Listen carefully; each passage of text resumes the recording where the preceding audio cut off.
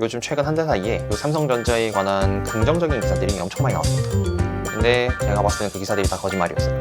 그래서 아주 조심할 필요가 있고, 거짓말이었다면 어떤 점이 거짓말이었어요? 우리가 먼저 생각해야 되는 거는 이런 기사에 나오는 게 전부가 아니라는 점을 분명히 알아야 됩니다. 이게 뭐 기사는 이렇게 자극적으로 항상 쓰기 때문에 수장을 뺏겼다 뭐 이런 식으로 표현을 했지만, 사실은 뭐 뺏기거나 이런 게 아닐 수도 있습니다. 그러니까 임원이 한 명이 뭐 이직을 했다 이 정도로 봐주시면 될 것 같고, 일단 제가 봤을 때 애플은 AI 생태계 메타나 MS나 구글이나 이런 탑 테크 기업들과 차지하고 있는 위치가 아예 다릅니다. 이게 디바이스 안에서 특히 이런 스마트폰, 사람이 텍스트나 영상을 기반으로 작동하는 스마트폰에서 LLM이 에이전트 같이 작동하려면은 그 사람이 보는 화면을 실시간으로 캡처를 해가지고 얘가 그 내용들을 다 이해하고 추적을 하고 저장을 한 상태에서 사람이 명령을 내렸을 때 그 내용들을 반영을 다 해가지고 작동을 해야 되는데, 이게 보통 일이 아니죠. 안녕하세요. 재테크에 미친 여자 재미녀입니다. 재미를 찾는 남자입니다. 재미남이에요. 재테크를 하려면 어떻게 해야 되죠? 돈이 어디에 몰리냐 이거를 알아야 합니다.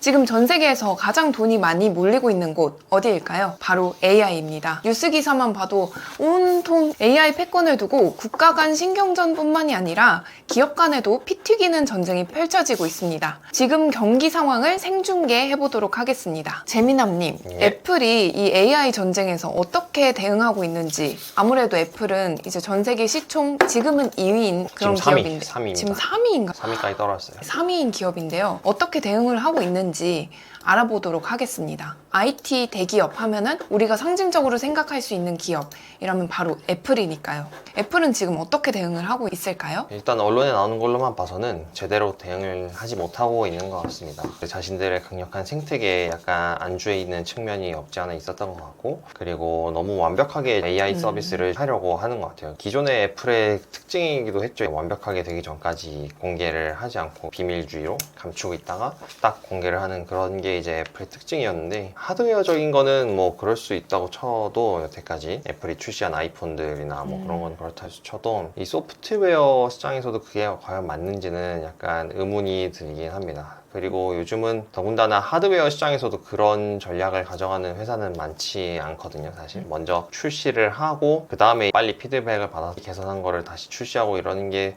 소프트웨어에서는 거의 모든 회사가 다 그런 식으로 지금 전략을 잡고 있는 것 같고, 테슬라 같은 하드웨어 차 파는 회사도 그런 전략을 쓰고 있는 거거든요. 물론 테슬라는 그 안에 소프트웨어가 있어서 그 소프트웨어 자체도 그렇게 지금 피드백을 취합을 해서 다시 소프트웨어로 업데이트를 하고 뭐 이런 식으로 하긴 했지만, 어쨌든 처음에 테슬라 출시했을 때 그 품질의 마감이나 뭐 이런 걸 봤을 때는 그런 전략을 썼다고 저는 생각을 합니다. 그래서 6월 초까지만 해도 이제 애플에다가 돈을 상당히 많이 투자하고 있었던 게 바로 전데요. 재미남님께서는 네. 재미를 추구하다 그렇죠. 보니까 네. 그랬다가 이제 그 뒤로 엔비디아로 종목을 갈았죠, 완전히. 그래서 상당히 짭짤한 수익을 보고 있습니다. 네, 알겠습니다. 그래서 애플이 만약에 AI 패권에서 앞으로 밀릴 전망이다 라고 한다면은 투자 가치가 좀 떨어질 수도 있겠네요. 왜냐면 AI 분야에서 워낙 치고 올라오는 기업들이 많으니까요. 뭐 마이크로소프트나 메타 같은 경우에는 애플의 AI 수장 루밍팡을 메타로 이직시켰다고 합니다. 어떻게 보시나요? 우리가 먼저 생각해야 되는 거는 이런 기사에 나오는 게 전부가 아니라는 점을 분명히 알아야 됩니다. 이게 뭐 기사는 이렇게 자극적으로 항상 쓰기 때문에 수장을 뺏겼다 뭐 이런 식으로 표현을 했지만, 사실은 뭐 뺏기거나 이런 게 아닐 수도 있습니다. 그러니까 임원이 한 명이 뭐 이직을 했다 이 정도로 봐주시면 될 것 같고,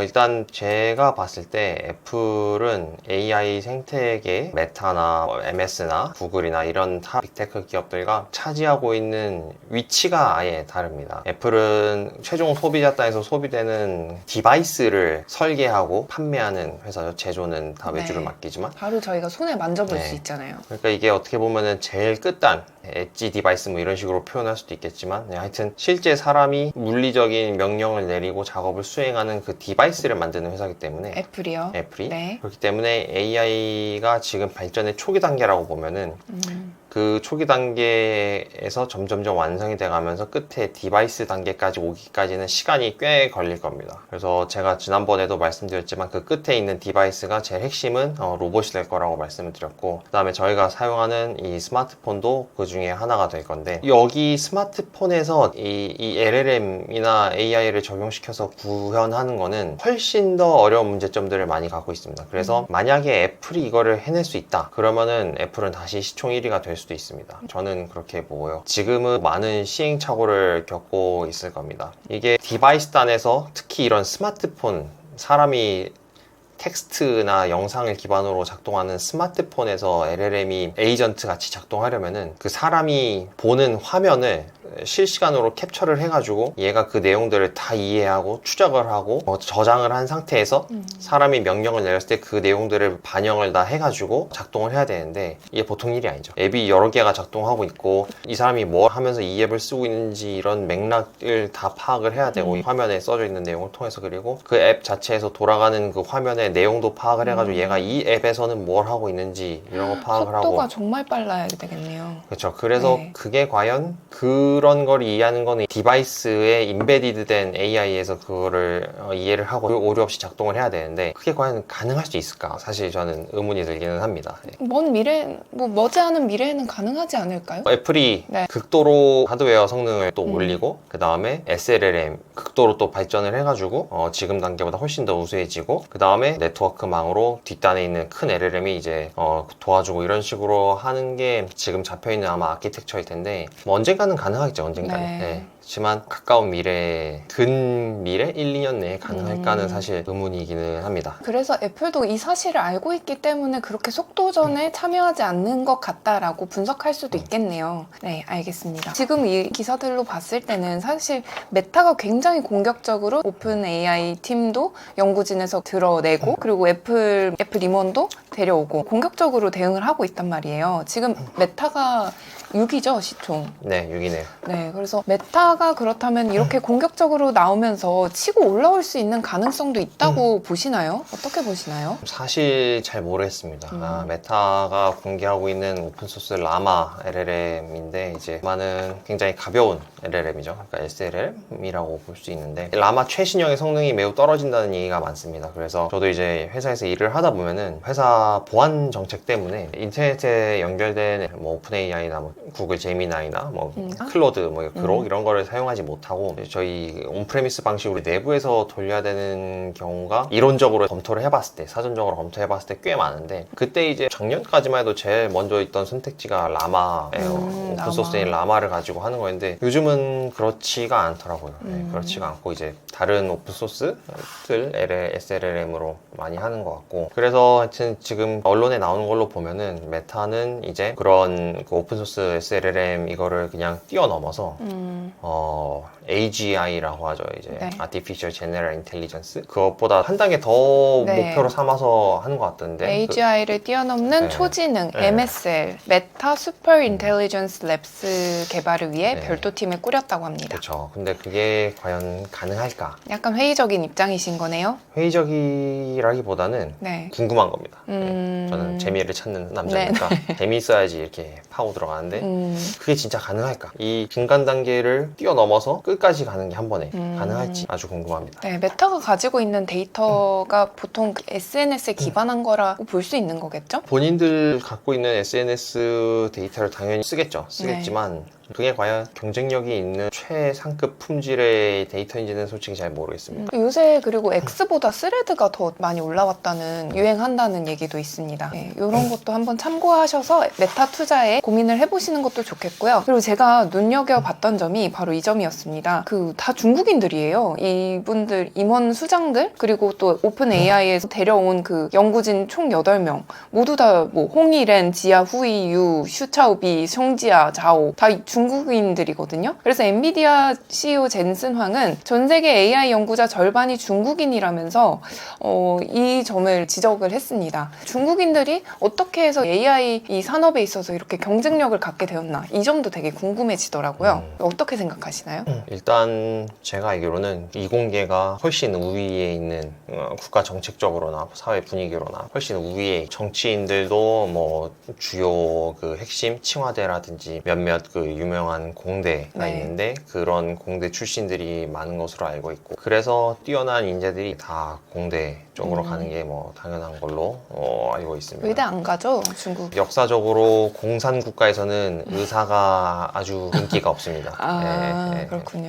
그래서 다들 이 사람들이 거의 대부분이 아마 미국으로 유학을 간 사람들일 거예요. 학부 때부터 미국으로 갔거나 아니면 박사과정이나 석사 때부터 미국으로 갔거나 바로 중국 명문대를 졸업하고 뭐 중국에서 좀- 석박사를 한 애들 데려올 것 같진 않고 지금 미국 분위기상 그렇게는 아마 안 될 것 같고 이전에 미국에 있는 대학에 어떻게든 유학을 와서 미국에서 계속 연구를 했던 사람들일 것 같습니다. 네, 그래서 일부 연구진에는 4년간 최대 3억 달러, 이게 얼마인지 아십니까? 이 패키지 보상을 제안을 했다는데 이게 얼마냐면요, 무려 4,200억 원입니다. 아무리 봐도 메타에서 너무 과도한 금액을 사용하고 있는 것 같기는 합니다. 왜냐면 사실 메타도 이번 기회 아니면은 좀 절박한 거겠죠? 이번 거 놓치면은 또 약간 뒤안길로 사라져 버릴 수 있는 그런 위험성이 있으니까. 부동산 포모 같이 이제 빅테크 내에서도 AI 포모가 있는 것 같습니다.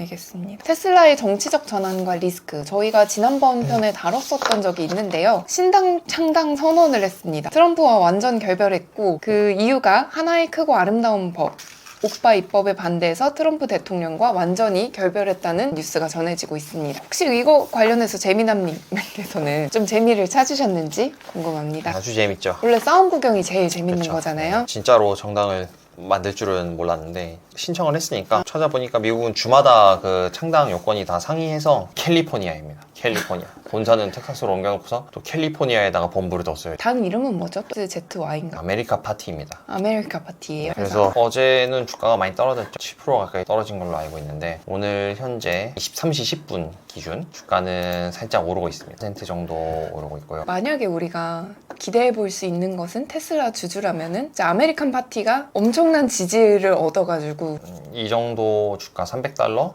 아니면 300달러 살짝 언더리에서 주가가 어쨌든 안정이 되고 그 모델 Y의 이제 출시 그러니까 공장에서 나오는 거 덕분에 공급량 덕분에 이제 하반기에 판매량은 상반기보다는 훨씬 늘어날 게 지금 이미 데이터가 나오고 있는 상황이기 때문에 그것까지 고려하면 지금 주가는 들어갈 만한 상태라고 저는 생각을 하는데 당이 진짜로 창당이 돼서 일론 머스크가 뛰어들어서 선거를 할 때마다 선거 결과가 네. 어떻게 되냐에 따라 주가가 출렁거릴 수도 있습니다. 만약에 또 성공을 해낸다 이러면 진짜 역사적으로는 없었던 인물이 되겠네요. 그렇죠. 네. 그래서 만약에 당이 처음 이제 하원 선거가 미국은 2년마다 하니까 미국 하원 선거가 얼마 안 남은 걸로 알고 있거든요. 26년 내년에 있습니다. 그래서 여기에서 일론 머스크가 목표한 바 부응하는 결과가 나온다. 네. 그러면 테슬라 주가는 로보택시 출시보다 더 뛰어오를 수도 있죠. 근데 만약에 이렇게 경영자가 기업을 안 돌보고 정치활동 전혀 별개의 영역인 거잖아요. 사실 정치활동을 한다 이러면 사실 기업 쪽에는 또 많은 타격이 있을 수도 있어요. 그래서 진짜 양날의 검인 것 같습니다. 네. 그래서 네. 테슬라를 굉장히 사랑하는 그 댄 아이브스라는 애널리스트가 있지 않습니까? 네네, 유명하죠. 그 일론 머스크는 정치에 손에 떼야 개입하지 된다. 말아야 된다라고 계속 얘기를 했었고 트럼프 당선됐을 때부터 그리고 지금 제일 최근 뉴스에 보면은 테슬라 이사회가 개입해야 할 수도 있다라고 얘기했는데 이 말인즉슨 테슬라 이사회에서 일론 머스크를 해임해야 한다. 미국은 우리나라랑은 다르게 이제 집행임원 제도여서 이사회 결의로 대표이사를 바꿀 수 있습니다. 지금 대표 이사인 거죠? 할 이사예요. 일이 얼마나 많겠어. 정말 대단한 사람이야. 가면 갈수록 테슬라에 투자하기가 상당히 꺼림칙해지는 것 같습니다. 이 일론 머스크라는 인물 때문에 그런 것 같은데요. 지난번에도 말씀드렸지만 네. 오너 리스크가 크다는 게 이런 점입니다.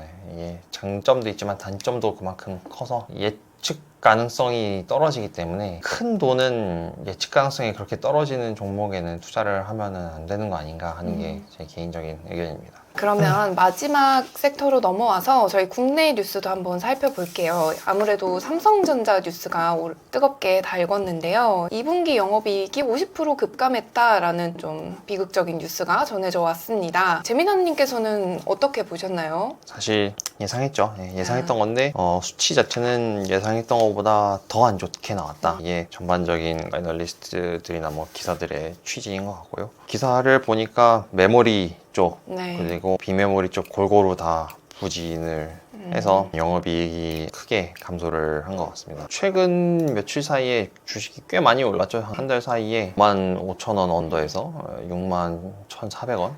많이 올랐네요. 제가 느낀 거는 요즘 최근 한 달 사이에 그 삼성전자에 관한 긍정적인 기사들이 엄청 많이 나왔습니다. 근데 제가 봤을 때는 그 기사들이 다 거짓말이었어요. 그래서 아주 조심할 필요가 있고. 거짓말이었다면 어떤 점이 거짓말이었다는 말씀이시죠? 근거 없이 계속 장밋빛 전망을 제시하는 기사들이 매우 많이 나왔습니다. 네.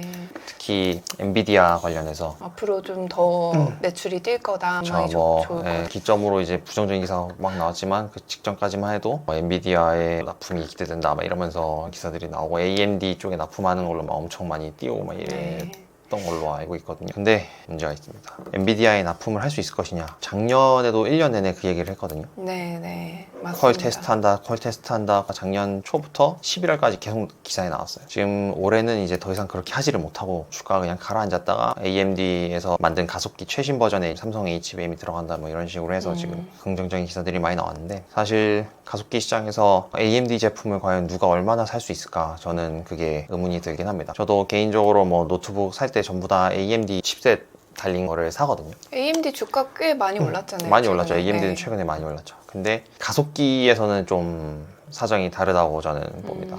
그 가속기는 단순히 하드웨어 문제가 아니고 그 가속기를 가지고 이제 LLM이나 AI를 개발하는 사용하는 소프트웨어 그게 시장 지배력에 있어서 더 큰 작용을 하는 부분인데 사실상 AMD 걸로 바꾸면은 언어를 하나 새로 더 배워야 되는 거랑 같은 겁니다. 그러니까 지금까지는 다 엔비디아의 쿠다 언어로 처음부터 내가 뭐 석사나 아니면 학부 시절부터 쿠다로 이렇게 공부를 해가지고 배워서 개발했던 사람들이 AMD 가속기로 만든 뭐 GPU나 뭐 가속기 칩셋 뭐 이런 거 쓰려고 하면은 그거에 맞춰서 언어를 새로 배워가지고 그에 맞춰서 작업해야 되니까 거예요? 다르죠. 그래서 그 쿠다의 해자를 뛰어넘지 못할 거라고 저는 생각을 하고 그래서 AMD가 아무리 엔비디아보다 더 뛰어난 제품 가속기를 출시한다고 하더라도 AI용 거대 데이터 센터를 만드는 인프라 회사 입장에서 과연 AMD의 가속기로 데이터 센터를 채울 수 있냐 그런 리스크는 감수하지 않을 거라고 저는 생각합니다. 그래서 삼성전자가 앞으로 기댈 곳은 AMD의 가속기 정도인데 그마저도 기대가 별로 되지 않는다라는 그런 재민아님의 그렇죠. 말씀이신 거죠. 그러면 이제 삼성전자가 AMD 가속기 말고는 다른 곳에선 희망을 찾을 수가 없을까요? 뭐 엔비디아에 납품하는 건데 아주 극적으로 하는 건데 지금 벌써 이게 1년이 넘은 지나서 상태에서 아직도 납품 퀄 테스트 통과 얘기가 없는 걸로 보면은 모르겠습니다. 진짜로 퀄리티가 안 나와서 엔비디아에서 안 받는 건지 아니면 엔비디아가 진짜 삼성을 싫어하기 때문에 안 받는 건지 사실 후자에 가까울 수도 있지 않을까 하는 생각이 아무도 모르는 거죠 사실. 뭐 둘 다일 수도 있는 거고. 아무도 뭐 모르긴 하지만 과거 이제 엔비디아가 그냥 뭐 게임용 그래픽 카드 회사이던 시절에 삼성전자가 엔비디아를 무시한 일화는 다 사실이고 매우 유명한 일화들이기 때문에 언제 정도죠? 저도 정확한 시점은 모르겠지만 네. 2010년대일 거예요 아마. 2010년대쯤에 그래서 참 어떻게 보면 여기서도 교훈을 얻을 수 있는 것 같습니다. 잘 나갈 때 무시하지 말자 이런 건가요? 착하게 살아야 한다. 착하게 살아야 한다. 근데 뭐 그렇게까지 그렇게 했나? 정설처럼 들리는 얘기로는 이런 거죠. 삼성은 적기에 D램을 대량 생산해서 물량으로 뿌리는 형태로 반도체 사업을 영위를 하고 있었기 때문에 고객 응답형, 수요 응답형 대응 시스템이 전혀 없었고 엔비디아나 뭐 다른 타사들이 이렇게 해보자라고 이렇게 해주세요 라고 했을 때 거들떠 보지도 않고 우리가 그걸 왜? 약간 이런 그렇죠. 마인드 식으로 고객을 응대했다고. 알겠습니다. 그래서 하이닉스가 굉장히 수혜를 보고 있어요. 반사이익이라고 할 수 있을까요? 네. 아니죠. 그렇게 표현하면 안 되죠. 하이닉스는 사실 기술 투자, 그러니까 힘들던 시절에도 기술 투자와 인재 육성에는 돈을 아끼지 않았습니다. 그래서 그 효과, 그리고 삼성전자보다는 훨씬 더 개방적인 기업 문화. 하이닉스의 DNA 자체가 지금 3종이잖아요. 현대전자, LG전자, 그리고 SK. 이렇게 네. 3종이 섞여 있기 때문에 굉장히 다양해요. 굉장히 다양하고, 또 하이닉스 사람들 얘기 들어보면은 삼성전자에서 이직한 사람들도 또 한 종을 이루고 있어서 총 4종. 거기다가 이제 또 딴 다양한 회사들이 있을 거지 않습니까? 삼성전자는 안 그런가요? 삼성전자는 외부에서 온 사람들한테 굉장히 배타적입니다. 약간 예. 순혈주의를 순혈주의가 너무 세서 경력직들이 뭔가 프로젝트 진행할 때는 타 부서나 타 팀에서는 매일에 회신도 안 하는 경우가 많고, 그래서 하여튼 너무 그 배타성이 강하고 순혈주의가 강해서 많이 다르다고 네. 들었습니다. 네, 그렇습니다. 그래서 아무래도 투자를 한다면은 SK 하이닉스 쪽으로 투자를 해보는 건 어떨지 재미남님께서는 그렇게 추천을 해주신다라는 그렇죠. 말씀이신 저는 건가요? 하이닉스가 16만 원일 때부터 하이닉스를 사야 된다고 이제 얘기를 했었는데, 네. 막상 저는 이제 돈이 다 미국 주식에 가 있어가지고 못 샀지만 지금도 충분히 살만하다고 봅니다. 현재 결국은 지금 얼마죠? 지금 28만 원 정도 하는데요. 결국은 이게 엔비디아랑 같이 갈 수밖에 없습니다. 지금 HBM 납품업체가 2개이지 않습니까? 마이크론도 있긴 하지만 캐파에서 아마 마이크론이 하이닉스를 따라오지를 못할 거라서 하이닉스가 훨씬 더 유망하다고 보고요. 그 다음에 이제 하이닉스의 용인 팹이 다 완공이 되면은 몇 년 내로, 그러면은 또 캐파가 늘어나기 때문에, 그러면 이제 그때 가서 생각해 볼 거는 지금의 그 HBM 구조가 2, 3년 뒤에까지도 계속 유효하게 갈 거냐, 이거에 대한 이슈가 작년에 있어가지고 잠시 엔비디아랑 다 폭락을 한 적이 있었죠. 그거는 다 기우입니다. 예. 지금 기술적으로나 아니면은 시장 성적으로나 봤을 때 지금은 어쨌든 AI의 초기 단계다. 그거는 틀림없는 사실이고요.